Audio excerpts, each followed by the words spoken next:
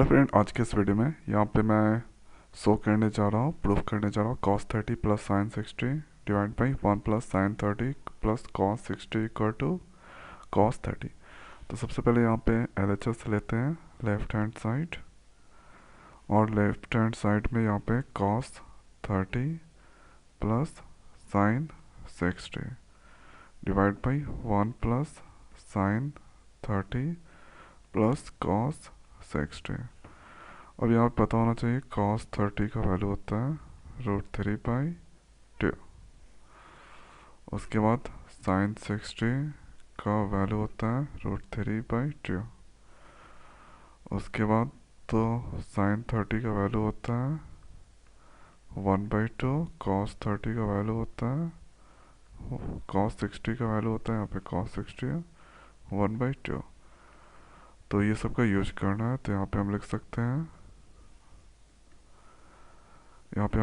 हैं cos30 का value √3/2, sin60 √3/2, 1 plus sin30 1/2, cos60 1/2।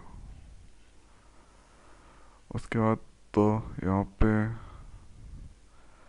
जैसे √3/2 1 √3/2, तो इसको हम लिख सकते हैं जैसे हम यहाँ पे लिख दिए 2 √3 प्लस √3। अब नीचे वाला टर्म लेते हैं, तो यहाँ पे सभी में 1 और 2 का एलसीएम 2 हो जाएगा।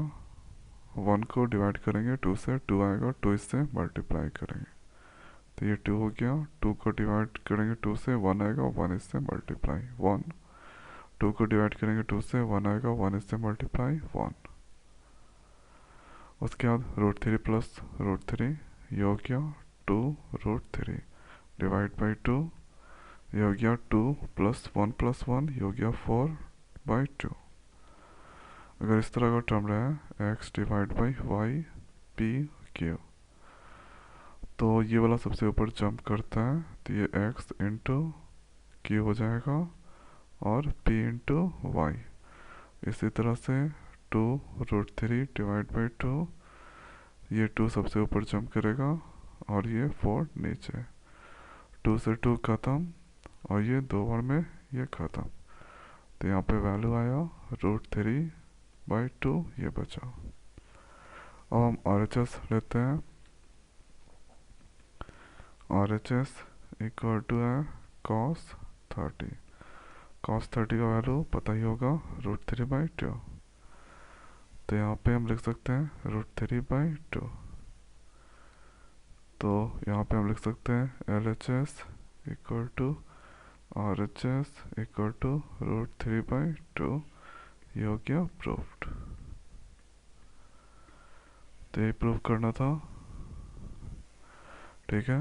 तो मैं ऐसा करता हूँ कि वीडियो आपको समझ में आ गया होगा। तो आज की वीडियो में इतना ही, मिलते हैं नए वीडियो में नए टॉपिक के साथ। Thank you.